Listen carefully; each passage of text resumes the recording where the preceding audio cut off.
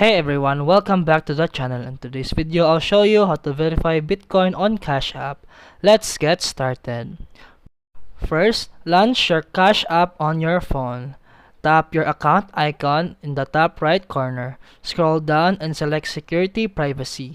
Under Identity Verification, tap Verify. Follow the on-screen instructions.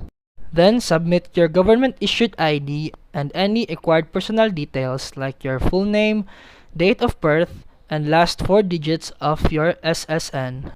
This usually takes a few minutes to a few hours to be approved. Once verified, go back to your Cash App home screen, tap on Money, scroll down and tap Bitcoin. Now you can buy, sell, or send Bitcoin. The screen may temporarily black out or hide sensitive details for security. And that's it for today's video. If you found this helpful, please like and subscribe for more videos.